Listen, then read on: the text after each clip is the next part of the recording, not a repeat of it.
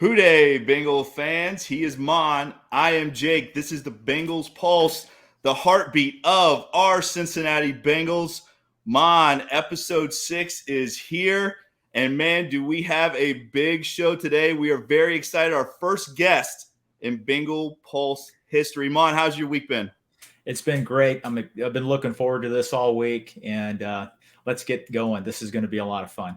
All right, let's get going. Let's do that. All right, Maan, our guest, first of all, you and I were both lucky enough to meet and hang out with this guy at Bengal Gym's tailgate for the Steeler game this year in Cincinnati.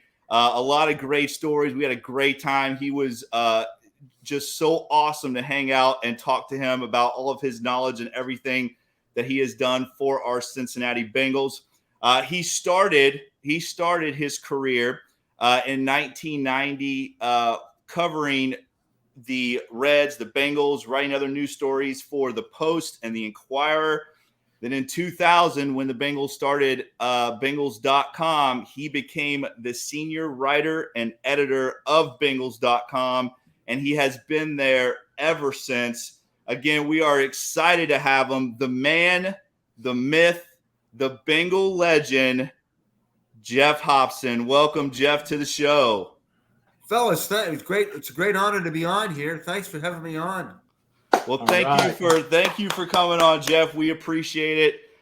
Again, I will tell you, I have followed your career since you started writing for the Inquirer. I am a huge fan. I will tell you, I'm not sure there is a bigger Geoff Hobson fan than the guy right over there next to me in Maan. He tells everybody, Geoff, that you are the fifth Beatle. Now, if you are the fifth Beatle, Geoff, what instrument are you playing for the Beatles? Geez, I can't. I don't. I may be. My daughter is very musically inclined. I don't know how, because I don't know which end of the guitar to play with. But my daughter knows really. She knows nothing about. She knows as much about sports as I know about music. I always kid her during the pandemic when I was covering the games from home. Just as Randy Bullock, it wasn't just before, it wasn't just after he kicked the ball. Just as his foot hit the ball, she called me, and she didn't know that the Bengals were playing, but that's okay. I have no idea. She teaches elementary grade school. She teaches elementary grade school music at Terrace Park, and she's a natural. When Paul Brown, a natural teacher. Yes, Geoff Hobson, right out of that mold. Right out of that mold. Awesome. That's well, awesome. I'll tell you, man, I'm the same way, Geoff. I am terrible. I'm a good football coach, but I am a terrible musician. There is no instrument that I am good at that I can play. But again, man, thanks for having us on. You guys are doing the important stuff. You're coaching kids. Maan's a firefighter. I worship at your altar because you guys are doing the important stuff. I'm just in for the ride. Well, Geoff, we you're appreciate all right. that. You're all right. We appreciate it. And again, man, thanks for coming on the show. We're excited to have you. Geoff, we're going to get right into it. We have a lot to cover, right? Not a lot going on this last month or so in Bengaldom, right? It's been crazy, I'm sure, for you especially. But our first question, Geoff, we want to ask you, because again, making that transition as a senior as that senior writer for the Post and the Inquirer, making that transition from being a print writer to Bengals.com, how tough was that transition for you? Because obviously when you came over and you started at the time that they started Bengals.com. Was that tough? Was that a tough transition going from print to that form of media? Not really, Jake, because Mike Brown basically told me, I don't want you to change a thing. I don't want you to change a thing for what you're doing at the paper. I want you to obviously give our side of the story, which is what I do anyway, which is what I was doing anyway. Right. So, right. When I took the job, I told Mike, because I wasn't sure about he wasn't sure about the internet. I wasn't sure about the internet. We had no idea, in 2000, what's going on. Right. And, but I do know this. I trusted Mike Brown, and I knew he was a good guy to work for. And I knew he was a smart guy. And if he thought there was something that might come out of this, this internet thing. But I actually told him, I said, Mike, I'm not sure I'm I'm your person. You might want to go to get a person right out of college who's in on the cutting edge on technology and Right. maybe is plugged into this stuff more than I am.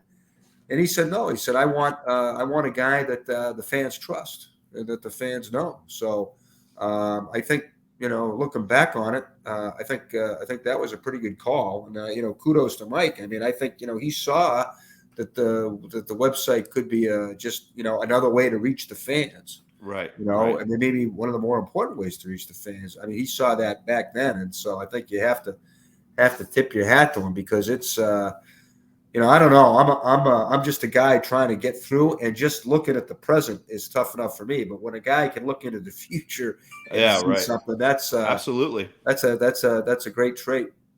Well, and he made a great call, no doubt, because you have done a phenomenal job, and I don't just say that lightly. I mean, again, you have helped get that relationship built between the fans and the Bengals, and again, we're very much appreciative of that.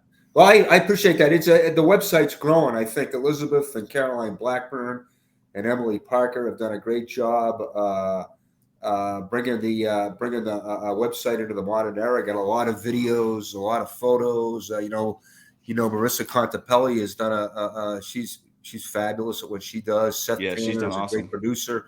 You see more of Horty and Lap, which is good. So the thing is really the thing's mushroomed, and people are doing a great job. I think putting the whole thing together, because obviously it's not just print anymore. It's a lot more than that. Yeah, it's become a lot more than that. Yeah. All right, Geoff. Listen, you basically answered some of this next question feeds right into the one that Jake just asked. Listen, the Bengals are really hot right now. On and off the field. A Super Bowl appearance will do that. The young players, Burrow, Chase, Higgins, really exciting young players. Even the things that we're doing off the field, like I said, new uniforms last year was really exciting for the fan base. Ring of Honor, huge. Even the indoor practice facility, a lot of people are really fired up about that. That has fueled a spike, in the social media interaction. You just touched base on some of the people behind the scenes. I mean, listen, you're on Bengals Pulse, episode 6 right now. This has to be the highlight of your summer, obviously. No question about it. No question. No question. No, but all jokes aside, how has that the demand for the Bengals? There's so much stuff popping up online, so much demand for content. Has that affected your job? I mean, has it affected your job at all? It's a great question. I haven't really, it's just different things to write about, I think, is what's probably affected the job more. And just the evolution of the league, the schedule day is huge now, stuff you were probably writing about maybe, wouldn't have gone that heavy on the schedule 5 years ago, but I think that's where when you're coming off a Super Bowl, that's huge, who you're playing, and but for everybody, the schedule's huge now because they've turned that into a day. So, I just think, I guess it's probably, with the team being covered more, that's always puts great stress on you, because you're trying to come up with, something different. But, that's when you get national guys, poking all around and everything, it makes it harder. I mean, it's great for the team. It's great for the team, but as a reporter, you got to be on top of your game even more. I mean, not to say that you're not when they're 3-13, you're obviously grinding. It doesn't matter what end of the spectrum you're on. Right. But I think this team is so well covered now.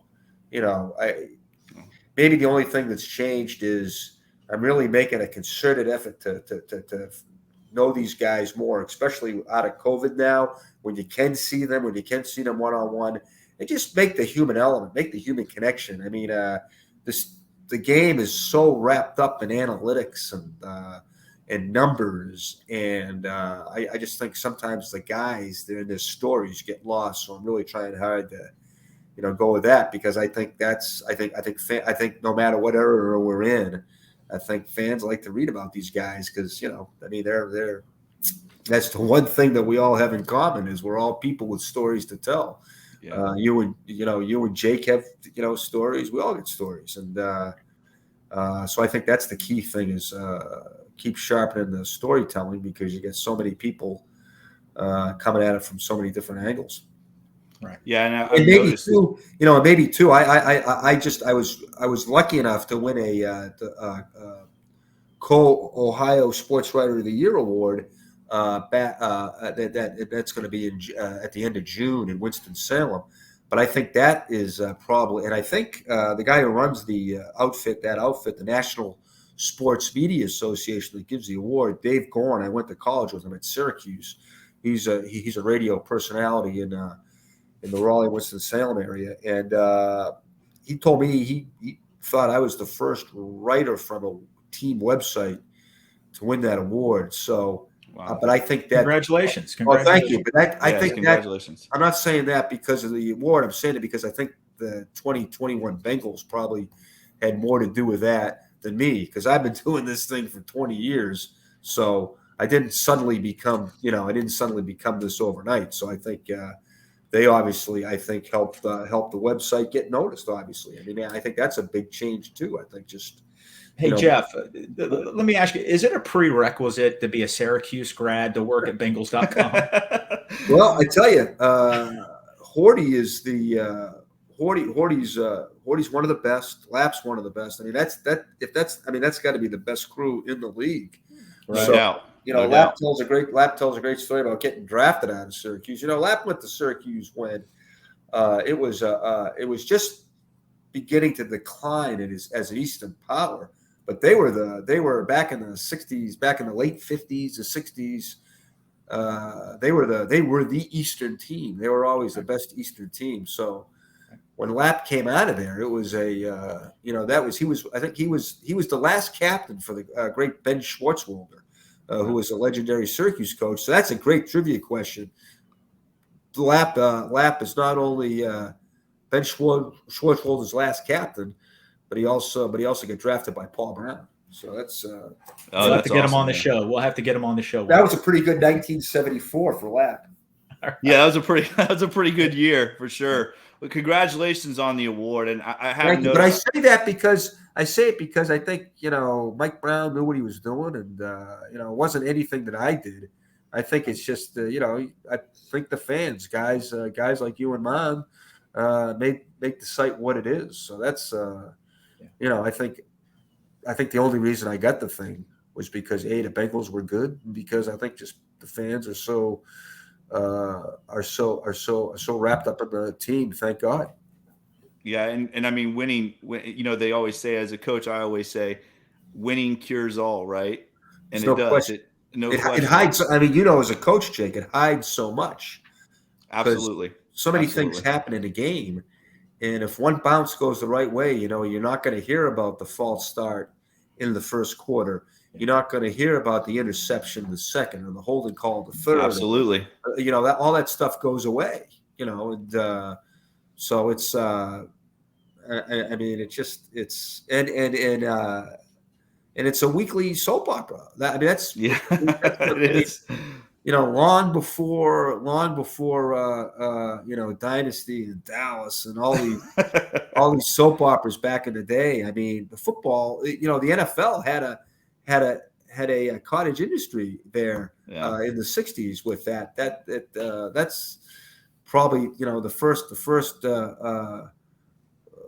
reality TV soap opera is probably the NFL because it goes for a week. It's perfect, and you have a culmination of it on Sunday. So it's that's what I love so much about NFL films. When they used to do those NFL film clips, I used to love that because it would tell that story, right? From whatever team it was, or even the season when NFL films used to do that with Steve Sable and all those guys. It was so cool because you got to see that, right? You got to see the actual drama unfold, and they did it in such a good way that it kind of told that story. Yeah, I know. That's those guys deserve to be in the Hall of Fame because NFL films maybe more than anything, made the league because of just because the NFL. I mean, it was such a great, it was just a great confluence of factors in American society. TV was just coming in, and football was the perfect game for TV. And it was just when color TV was coming in. I mean, it was the perfect storm. Yeah. Well, let's talk. I want to backtrack just a little bit because you kind of led us right into my next question, which is awesome because I have kind of noticed that lately a lot of stories on our individual players, which I absolutely love. I think you're doing an outstanding job with that, and I want to know, Geoff, because obviously with the pandemic, these last 2 years, it's been really tough for people at their jobs, no matter what job it is, right? It's been tough for everybody. And with you building those relationships and building that trust, obviously we know now you guys have gotten locker room access again. Right. How tough was that? How tough was that doing your job during the pandemic when you had to do everything like we're doing now, where you can't be face to face and build that trust and that relationship? Yeah, I mean, I think that it's difficult. Not, as you guys know in your jobs, it's difficult. Not well, maybe mine still had to work, so Right. he was still doing the same stuff. It But was I think, to me, the thing too, the other battle to fight too is probably the generational battle as you get older, and trying to have a bond with these guys. But the great thing about that is football is such a bond. It doesn't matter how doesn't matter how old you are or where you're from. Absolutely. So I've had no problem bonding with these guys once you can get in there with them. But really, frankly, the pandemic, being an old school guy, I did a lot of that's how you live, is on the phone anyway. Right. And Right. so you had to just make more phone calls. Right. I mean, you just had to, if you knew you couldn't catch a guy maybe coming off the field, or you couldn't catch a guy after a news conference, you couldn't catch a guy in the locker room for a little 5-minute on the side on Thursday. So you had to try to do that on the phone, and that's really hard because, as you know, it's hard to get people on the phone. People say, "Oh, it's great, you get cell phones now." Hell, I think I had better luck getting people probably in the '80s when there weren't even answering. You know what I mean? Because now it's you can text, you can email, you can call. It's like, but people, they can also disappear like they did in the '80s too. So Right.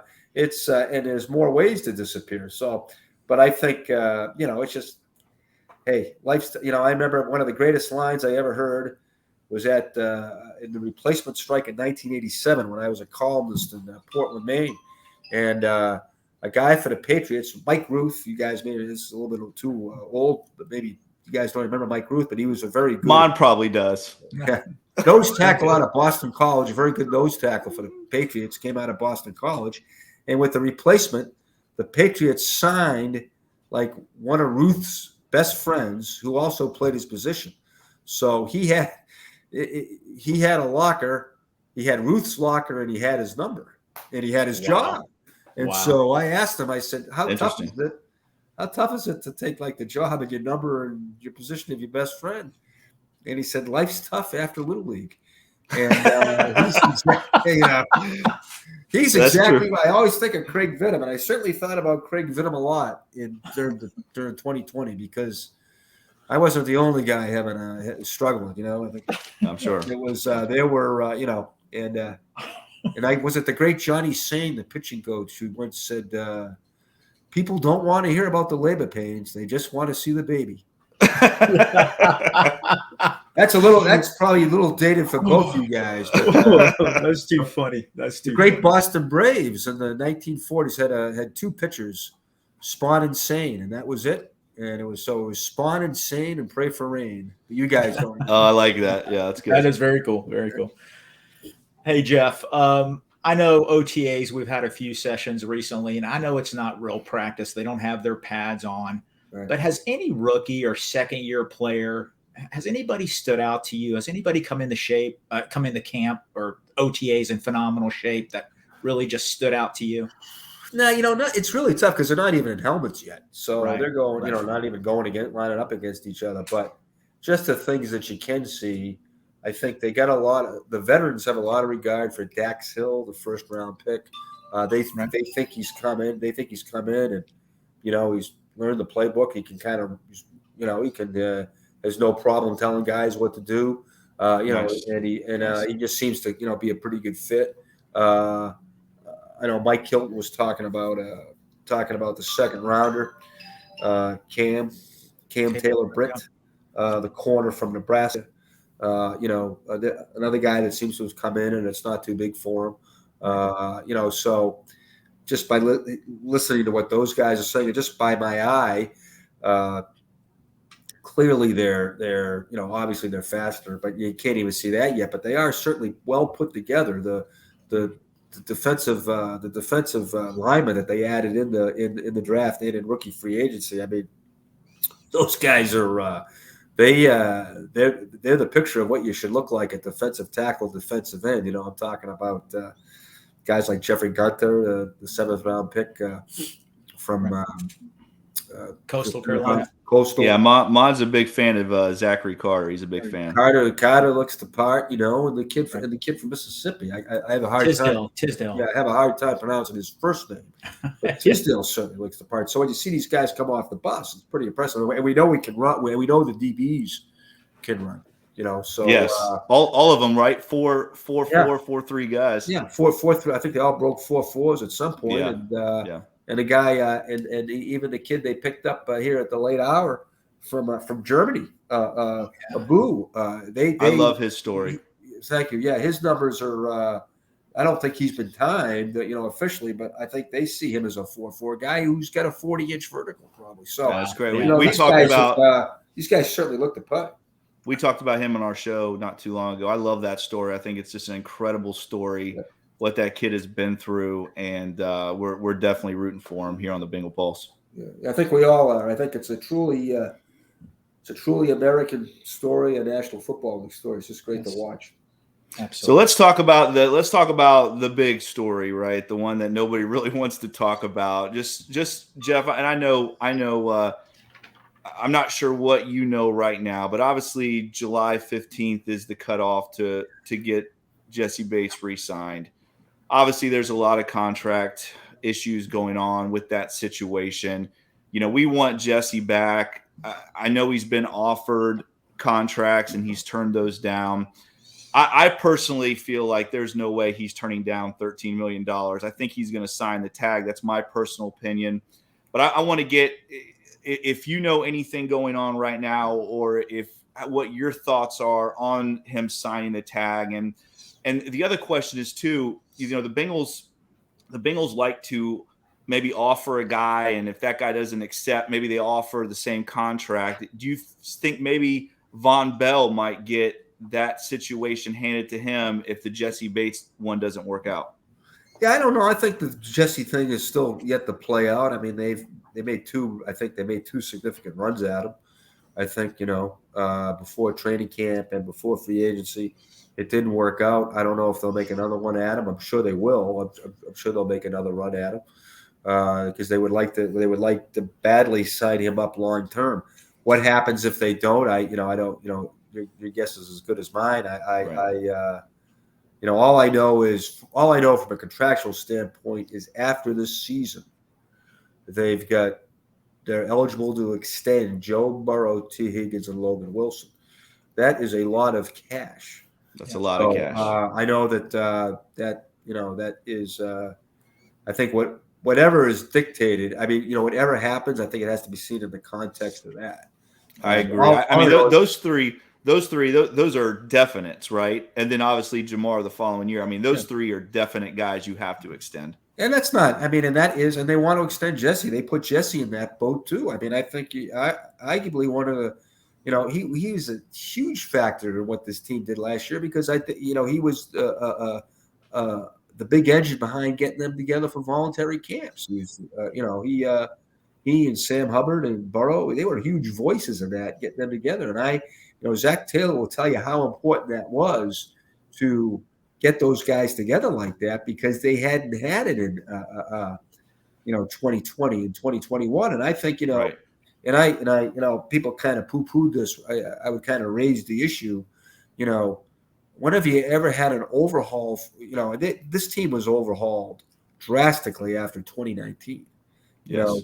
And yet they never had spring session to get together. They did last year, but it was truncated.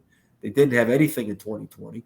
So to me, that the slice that they did get in 2021 was huge to get this team together. And Bates was a big factor in that. So he's these guys would like him back, and I think they'll do what they can. I mean, but everything is seen it can't be seen in the context of one guy. It's got to be seen in the context of the whole. Right. Good point.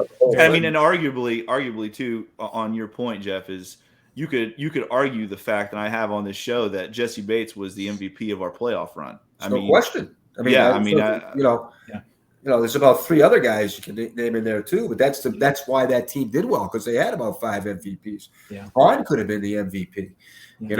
I mean, Burrow could have been an MVP. McPherson certainly was. Yeah. I mean, DJ Reader. I mean, oh goodness gracious! Yeah. You know what I mean? Man. So he's a dude. That Titan game, he was unblockable in the Titan game. He was unbelievable.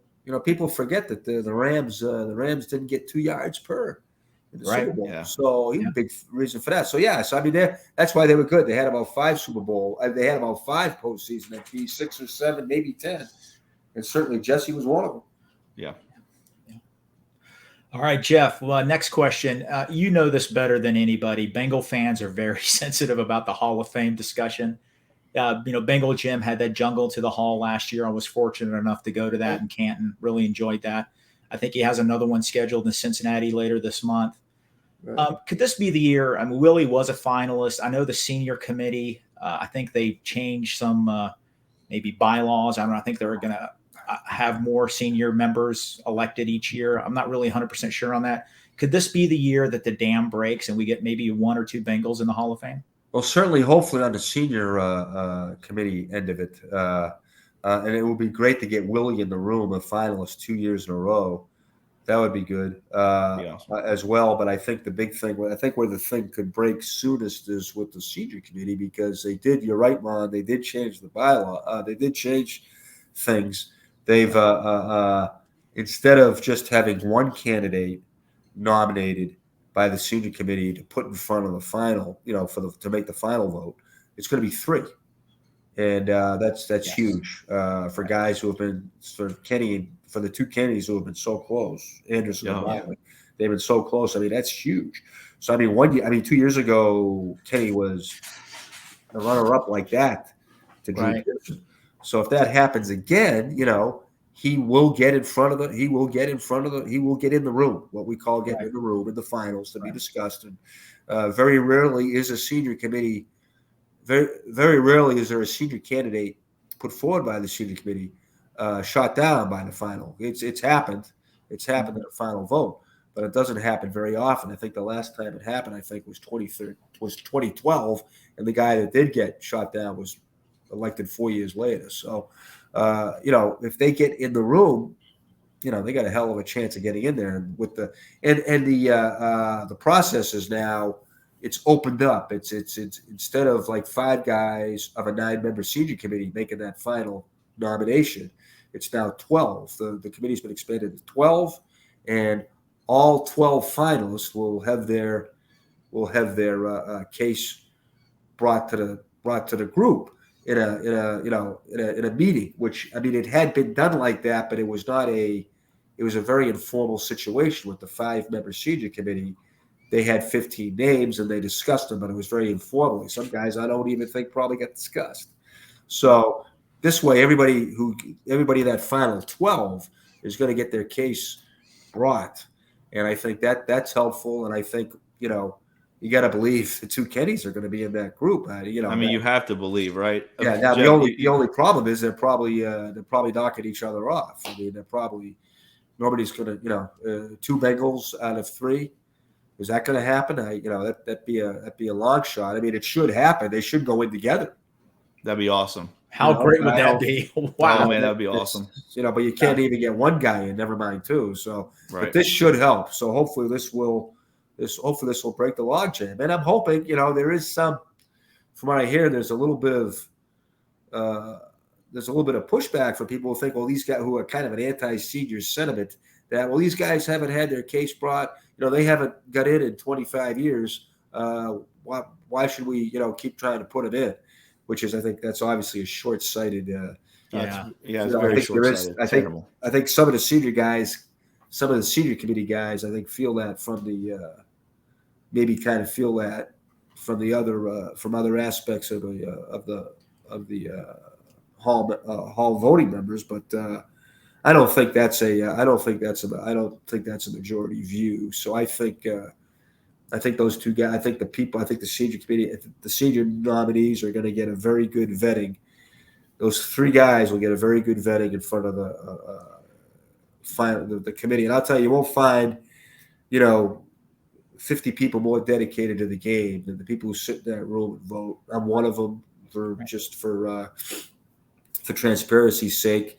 I have the Cincinnati vote, and I'm awed by the people that are in there.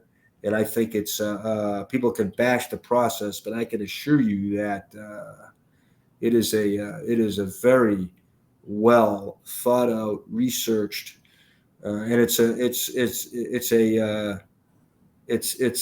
an impossible job, because everybody has a different opinion on what a Hall of Famer is. It's an impossible job to begin with, but the people in that room, they care about it. They care about it passionately. They know their knowledge is immense.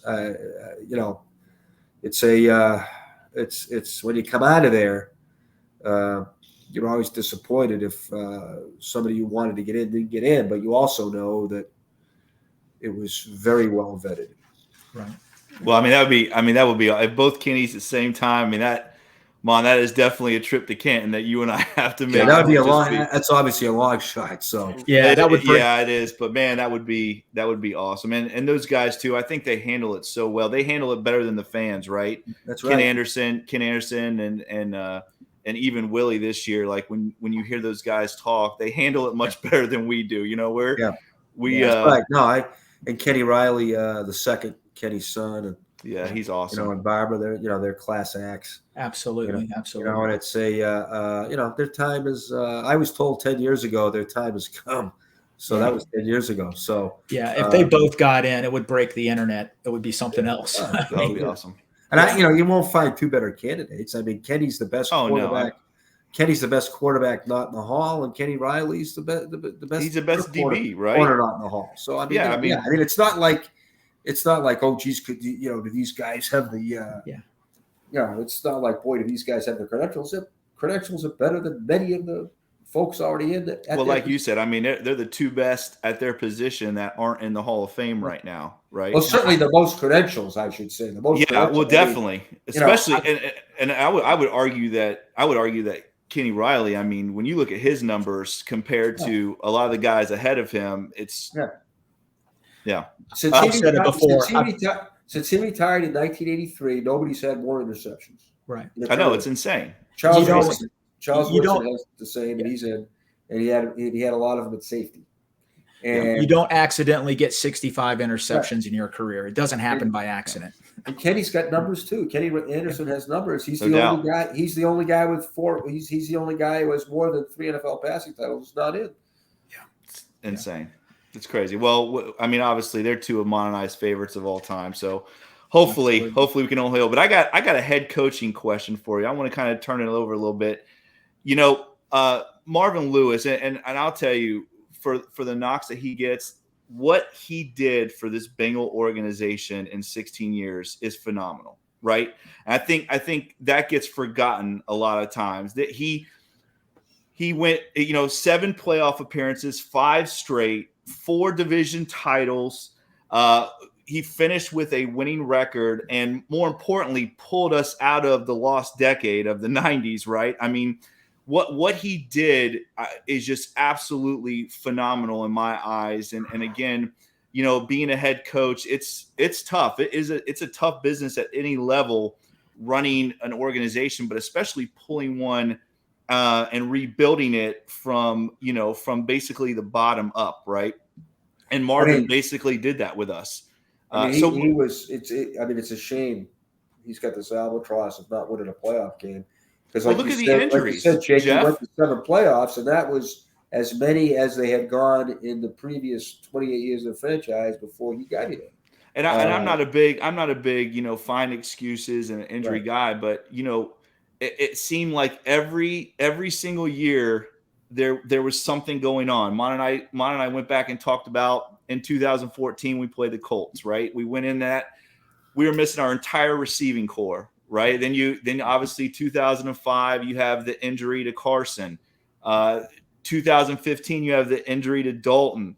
I mean, you're not just talking about little injuries here and there. You're talking about catastrophic injuries at big time positions. But my question to you is, now that we make the transition to the Zach Taylor era, and obviously what he's done these last 3 years, again, almost the same thing, right? He has pulled this team from the bottom and helped rebuild it and made us into a contender again. What do you see differently between the two head coaches, or do you? I know being a head coach, we all do things a different way.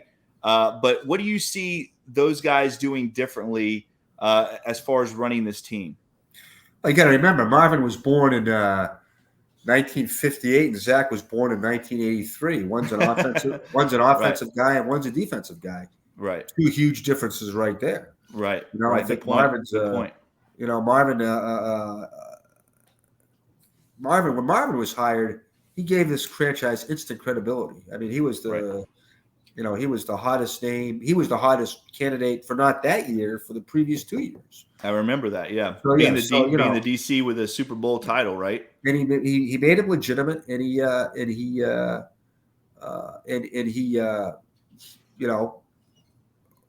gave them credibility right away. A hell of a hire, great hire, and he built on that. I mean, he brought the 21st. He brought the Bengals into what kind of the rest of the league was doing. Right. Not really. That's not a shot at the Bengals, because they had great success hiring from inside. So and then it didn't go. We talk about injuries and stuff like that. Bruce Coslin had a lot of. Bruce Coslin and Dick LeBeau, they had issues with that too, and didn't have a quarterback, which is the big one, right? I mean, that's what right. It all revolves around, right? I think Dick LeBeau would like to say, he would like to have had Carson Palmer. Right. Dick LeBeau had absolutely. People forget Dick had the number. The Bengals were number 9 in defense in 2001. So, I mean, it just if they had any kind of offense at all, so right. It's but Marvin turned that around, and he was able to deal. But Marvin could deal with everybody. He dealt with everybody. Always had a smile on his face. He knew your name. He knew what you did. He dealt with you the same way he dealt with the agents. Knew him. Every agent in the league knew him. Every coach in the league knew him. Guys wanted to play for him, So he was, he had a great run here. Zach Taylor, young guy, great feel for his team. I think he has a great feel for guys, for his club. You can't. I mean, he knows when to back them off. He knows when to go hard. He's got a great sense of keeping guys healthy. I think the fact that they didn't have major injuries last year, I think that's a credit to Zach, because I think he knows how to run his club, knows how to run practices. So obviously a cutting edge mind on offense, the stuff that he's doing, right from kind of the McVay system, but he's also been under a lot of different guys. They do a lot of different things. So offensively, from a brain power aspect, there's none better around than Zach. I mean, that kind of follows in the Bengals tradition. Sam, right. Paul Brown, Bill Walsh, Sam Weiss. It's always been great offensive minds here, and Zach and Callahan and Dan Pitcher. I think they fall right into that, I agree. And I think I don't think Zach gets enough credit for Burrow. I think people just assume, Burrow's the legend of Joe. You pick him number 1, and he's going to bring us back. Yeah. You got to coach him. A lot of guys have wrecked number 1 picks too. Yeah. But Zach and like you said, Dan Pitcher as well, right? Yeah, Dan Pitcher as well, getting a lot of that. Doesn't get a lot of hub either, but Callahan's going to be a head coach. Unfortunately, Callahan's going to be a head coach here soon. Pitch is well regarded. Troy Walters is a hell of a coach. Troy Walters was a Broyles finalist for best assistant coach in college football with that undefeated. That's my guy. with that undefeated UCF team. He's coached the best rookie receiver in the history of the game. So he's obviously got some juice too. So, I think in the finest Bengals tradition, Zach has assembled a staff of, bright offensive minds. Yeah. Agreed. Yeah. All right, Geoff. Listen, we've had a few weeks to look over the schedule. I predicted 12 wins this year. I think Jake said 13. I keep on going back and forth, just analyzing it, not trying to put you on the spot. Are there any stretches in the schedule that concern you or are key elements or you think will be key for the season? And can you give us a projected win total? Yeah, I'm kind of with you guys. I'm right in the middle there. Give me 12.5, going towards 13. But what strikes me is how it has a similar cadence to last year's schedule. Open at home, then 2 on the road at home. On the road, come back. You get that. You love that Thursday night home game. Right. That's a beautiful thing to have that Thursday night home game. And then you get the bye right where you want it, just like it was last year, right in the heart of the thing. And then you finish at home. You get 4 out of 6 at home. Oh, I love that part. I love it. The difference being they don't finish in Cleveland, but they're home against Baltimore. All those things you have to love. That said, okay, you got to get out of the gate fast. Okay, I think just like last year, I think they get out. You would have hoped they were better than 5-5 at the bye. It worked out for them. Okay, but is that you'd hope to get out of the gate better than that because you're looking at that back half of the schedule. That would concern anybody, for God's sakes. That's a tough nut after the bye. So to me, get out and make hay, and don't lose a game like you lost with the Jets. Right. Mon and I talk about that all the time. Yeah, Got to win those games. Game like you did with the Packers. Right. I mean, got to win those games. Then you're in the thing 7-3, and that's more like it. Right. So because I think and now they are battle tested. That's not Right. They're not. I don't think they're going to lose a game like that.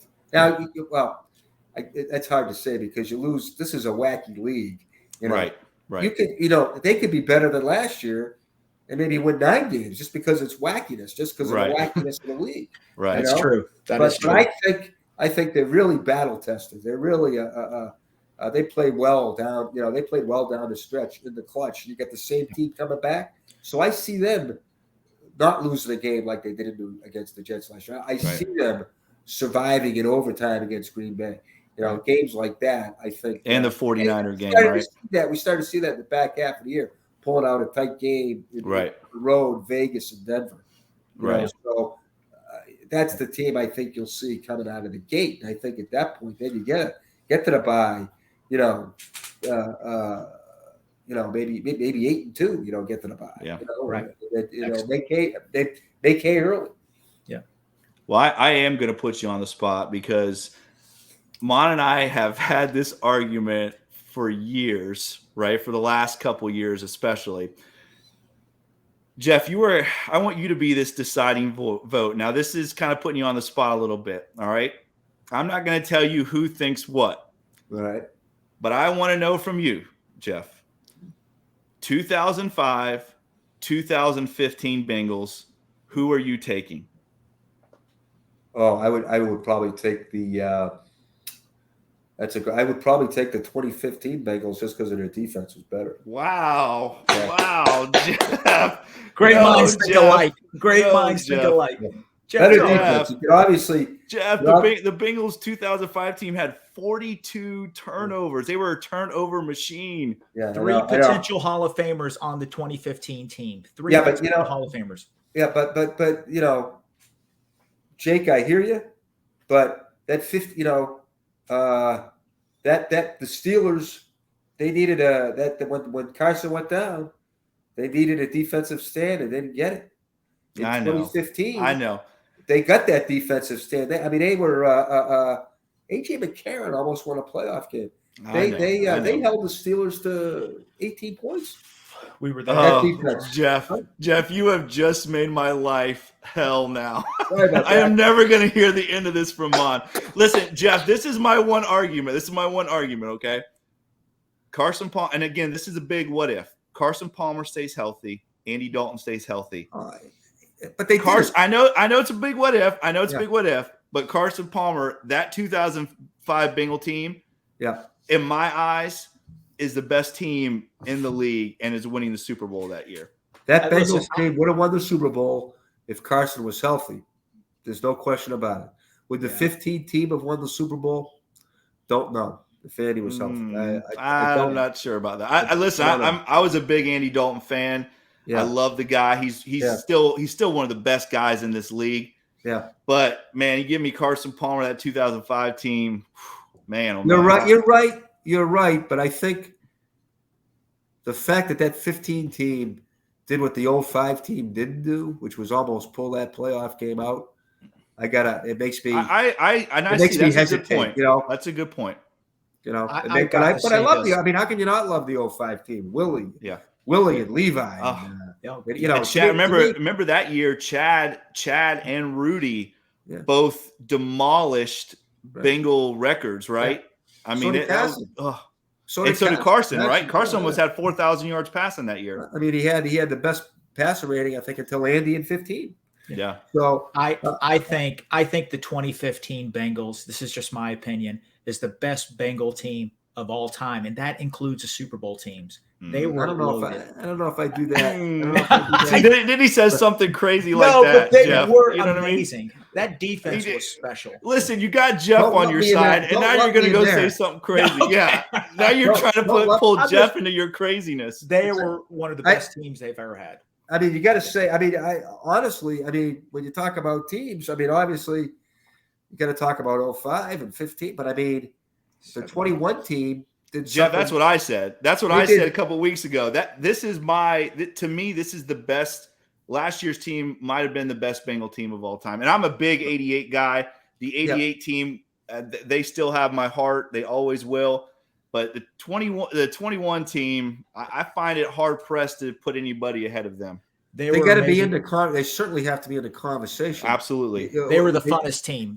They were certainly better than the 15 team.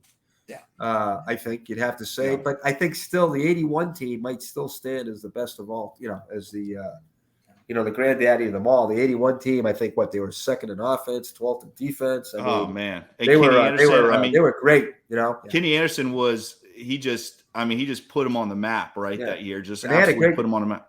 And the only way they lost that Super Bowl, and I mean, I know it's when or whatever, but they turned it over 4 times. And obviously, you don't score from the 1 yard line, 4 downs. Yeah. But that's real quick, Jeff. Real quick before we get you out of here, one more quick question. Ring of Honor. You got 2 votes. Yeah. I know I'm putting you on the spot. You got 2 votes, Jeff. Can't do it. Can you give me 4? Give me 4 guys deserving. Just give me 4 guys. I mean, how can you say not one of those guys? How can you say you put 4 of those guys over the other 11? I know it's crazy, right? Right? That's why it's crazy. It's they should have more than 2. They should. I think they should incorporate 4 a year until they get caught up a little bit. But hopefully, maybe they'll consider that next year. Yeah, I tell you what. The nice thing is, though, whoever gets is going to be well deserving. Right. I know. I mean, you can't go wrong, right? No. You can't go wrong with any 2 of those guys. It's just an incredible list of Bengal, again, all-time Bengal players. There's so many guys, Jeff. There's so many Bengal guys that have never gotten the recognition they deserve because of maybe the lost decade and other things like that. But I mean, you talk about Willie Anderson is one of the best offensive linemen of all time. Right. Jeff. I mean, his numbers are comparable to anyone that has ever played the position. So I agree. I mean, anybody on that list is just well deserving. But all those guys, Willie, Isaac Curtis changed the game. Bob Trumpy was arguably the first modern tight end. Reggie Williams, the most complete versatile linebacker in Bengals history. He served on city council, for God's sakes, while he was doing it. I mean, I'm a big Boomer Esiason fan too. Like I told you, that 88 team. That's my, that team. Oh my, I just love them so much. And Boomer, guy was a National Football League MVP. The guy was a National Football League MVP. I know. He has to be in the discussion. Jim Breach should have been the. I mean, Jim Breach is that generation's T. Higgins. Should have been the MVP in the Super Bowl. So all those 15 guys, have to have got an argument to get it. Well, it's going to be exciting, Jeff. I tell you what. Great job by Elizabeth Blackburn to get that thing. Great Absolutely. job. Oh, Absolutely. man. Oh, I mean, not just that thing, right, Geoff? I mean, everything that Elizabeth Blackburn has done. I mean, and again, I don't, obviously, we're not behind the scenes like you are, but I mean, just from the outside looking in, she has completely connected the Bengals back with their fans. I mean, she's not the only one, but what she's done, the ruler of the jungle and all those other things is just incredible. What she's done to connect the fans back with this organization. Hey, she was Absolutely. there in 05. She was there in 15. She's saw. lived it. She's lived it like we all have. Right. Probably more so, just because when you wake up, when you wake up, own the team, be involved with the team, it drives you for 365 days. I mean, I'm not saying, of course, the fans are driven that way, but I think in a different way. I mean, obviously, but when you wake up and it's in your blood, it's special. Well, I mean, again, and you know what, just so many exciting things coming our way, right? It's just Mon and I always say, like, this is right now, we're like in Bengal paradise, right? No question. This is the high tide. This is the high tide of Bengaldom. Golden age of Bengaldom. Golden age of Bengaldom. Well, Geoff, once again, man, thank you for coming on the show. It has been an absolute honor and pleasure. You do so many great things for all the fans and the city of Cincinnati. I just can't tell you how much we appreciate as fans what you do. And again, thank you so much for coming on the Bengal Pulse Thanks, today. Geoff. It has we been appreciate so you. much fun. Thank you very so much, guys, for having me on. The National Football League wouldn't be the National Football League without guys like yourself. And what you do in the community every day, couldn't ask for more. So we appreciate it. It was an honor to be on with you guys. Well, I appreciate it. And we're going to hook up. We're going to hook up again this year. Absolutely. Tailgate. All right. Okay. Feel free. It'd be great to see you guys again. Good seeing you, man. All right. Hey, Jake. Geoff, good seeing you, and have a great summer, man. We'll talk to you soon. I like your T-shirt, man. All right. All right. That was good stuff. That was awesome. That was so awesome. Gotta love that guy. What a great guy. I mean, just a Bengal legend. I mean, really a Bengal legend, what he has done these last 30 years for our Bengals. Well, Bengal fans, that is another edition of the Bengals Pulse. He is Maan. I am Jake.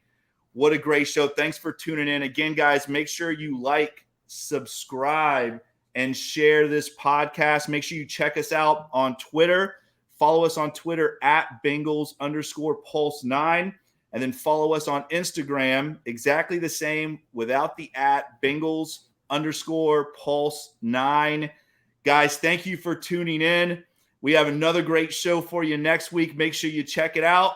Once again, he is Maan. I am Jake. This is the Bengals Pulse.